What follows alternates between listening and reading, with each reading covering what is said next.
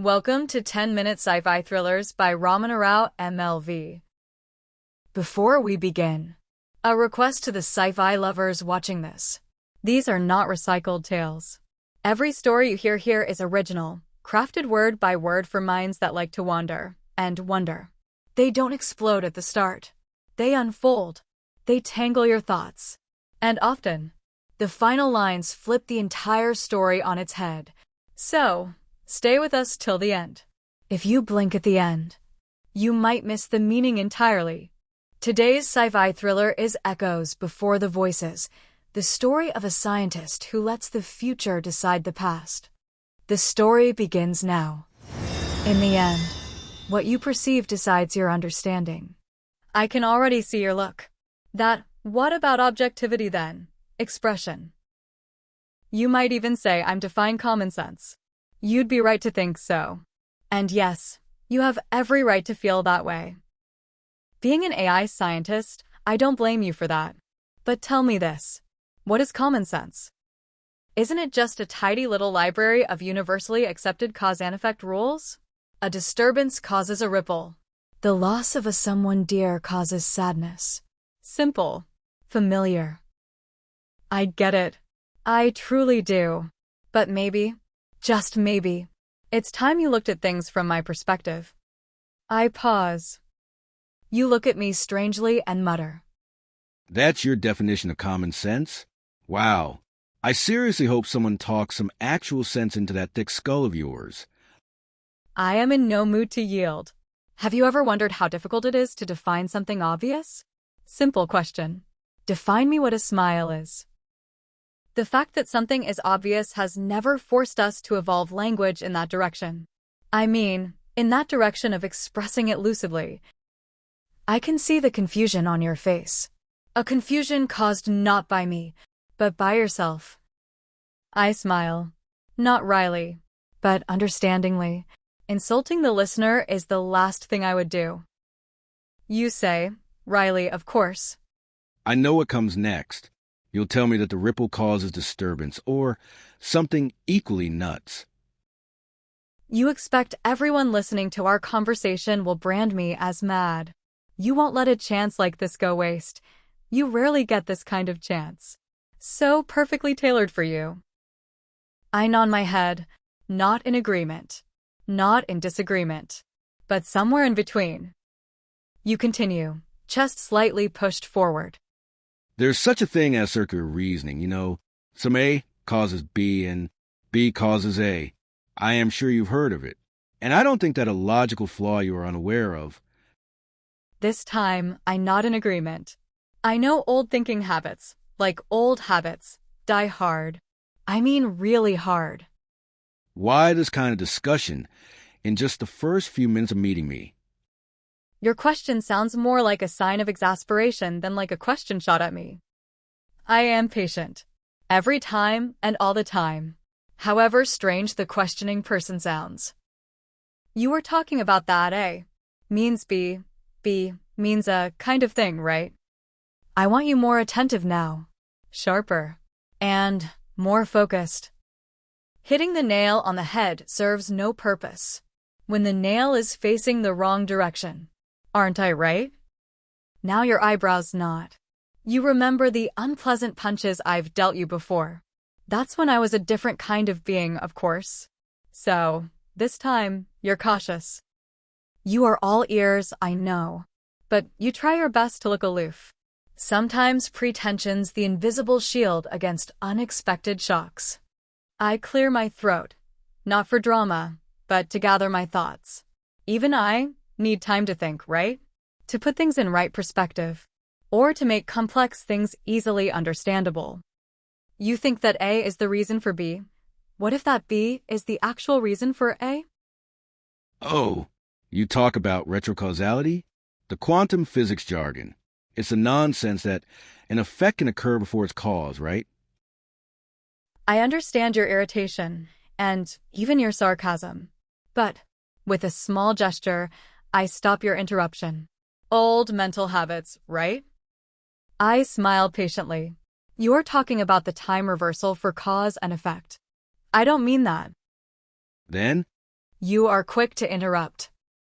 I mean, what you think is an effect is indeed the cause, and what you think is cause is in fact the result.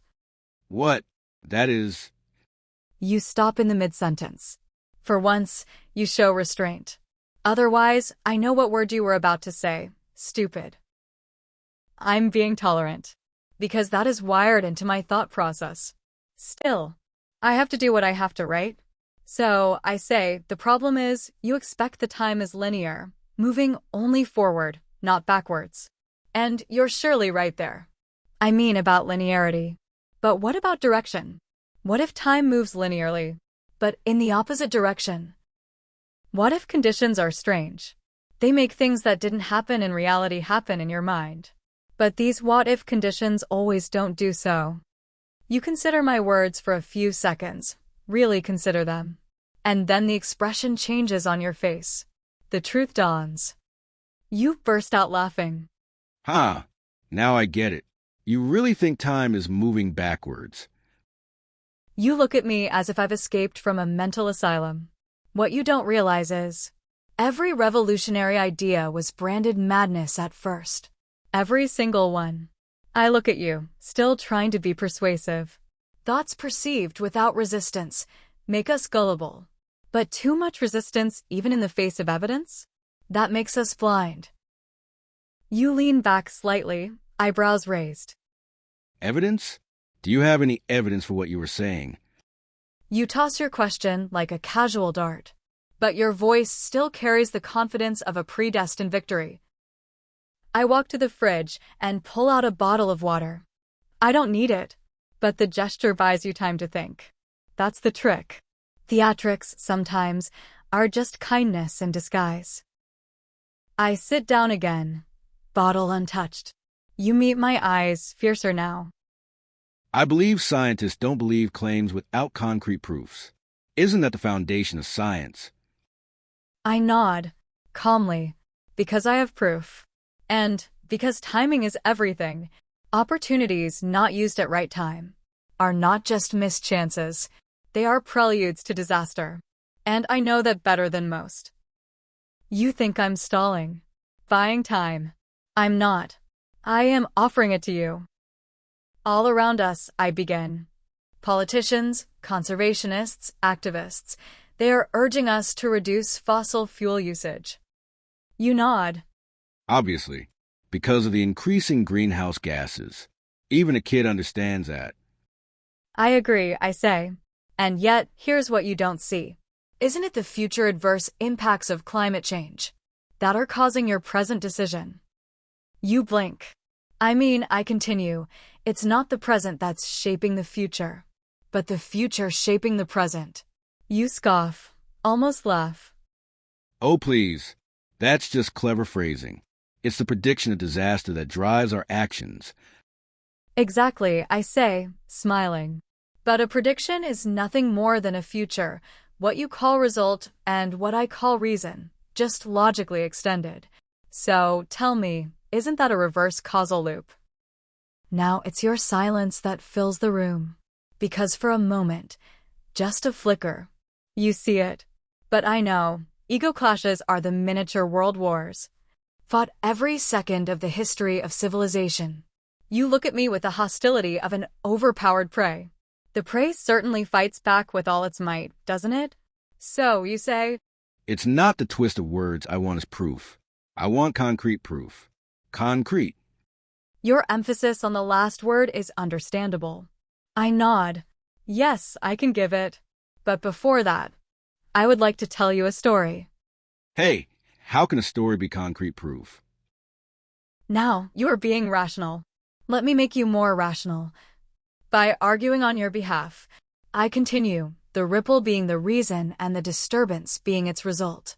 That's all retrocausality, not reversal of time linearity.